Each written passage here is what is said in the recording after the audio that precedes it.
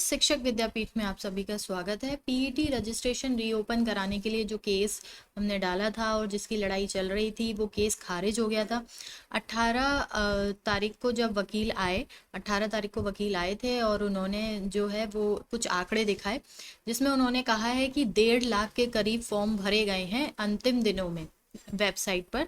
तो जब वो फॉर्म भर सकते थे, तो जो बचे हुए अभ्यर्थी हैं वो भी फॉर्म भर सकते थे, और उसके बाद जो है जज ने केस जो है वो पूरी तरह से खारिज कर दिया। बल्कि देखिए, वास्तविक स्थिति तो ये थी कि पता नहीं वो 1.5 लाख जो फॉर्म भरे हैं, जो पड़े हैं, वो कैसे पड़े और क्या हुआ। लेकिन मैं स्वयं जानती हूँ, वास्तविकता में ही साइट बहुत बेकार चल रही थी। पिछले अंतिम 1 सप्ताह में ही साइट बेकार चली, और अंतिम 3 दिनों में तो बहुत ही बेकार चली। खैर, अब हमारा केस तो इन्होंने खारिज कर दिया था जज साहब ने, ये इसी बिना पर। और अब जो है वो पीआईएल का जो सुनवाई होनी है वो होनी है। तो पीआईएल की देखिए, सीधी डायरेक्ट बात ये है कि जो हमारा केस खारिज हुआ, आपको पता है कि बार बार वकील आते नहीं थे, अनुपस्थित रहते थे। 4 बार डेट दी गई और एग्ज़ाम के इतने पास में आकर जो है वो केस खारिज कर दिया गया।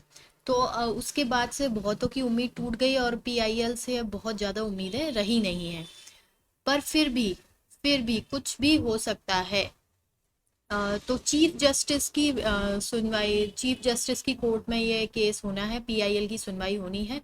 और ये जो पीआईएल की सुनवाई है ये होनी है 23 तारीख को। 24 तारीख को एग्ज़ाम है और 23 तारीख को पीआईएल की सुनवाई होनी है। चीफ जस्टिस इसका निर्णय देंगे। अगर वो स्टे देते हैं तो अच्छी बात है, वरना उसके बाद भी ये तो केस तो चलेगा ही। ऐसा तो है नहीं कि एक बार एग्ज़ाम हो गया तो सब कुछ ख़त्म है। परंतु हाँ, उसके बाद जो है वो स्थितियाँ ज़्यादा बिगड़ जाएंगी। इसीलिए 23 तारीख को ये उम्मीद लगाई जा रही है कि हो सकता है जो चीफ जस्टिस हैं वो स्टे दे दें।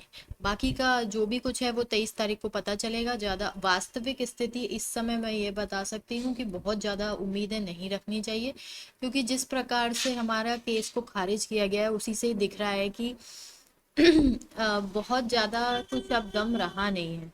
तो पीआईएल है, परंतु हाँ ये है कि लड़ाई जो है वो अंतिम समय तक लड़नी है। देखते हैं क्या होता है। और ऐसा तो है नहीं कि ये इकलौता केस पड़ा हुआ है यूपी पैट पे, यूपी ट्रिपल एससी पैट पे, क्योंकि और भी केस हैं, जैसे कि नॉर्मलाइजेशन का केस है। तो और जो आरक्षण का है उसका भी केस पड़ा हुआ है इस पे। तो ये इतनी आसानी से रिजल्ट आ जाएगा और वैकेंसियां हो जाएंगी, ये सब लग तो नहीं रहा है। देखते हैं कि क्या होता है। और 23 तारीख भी अब बहुत ज़्यादा दूर नहीं है, 23 तारीख को देख लेते हैं, हो सकता है कुछ हो जाए। आप हमारे साथ अंत तक बने रहे, इसके लिए बहुत बहुत धन्यवाद। आपका दिन शुभ हो।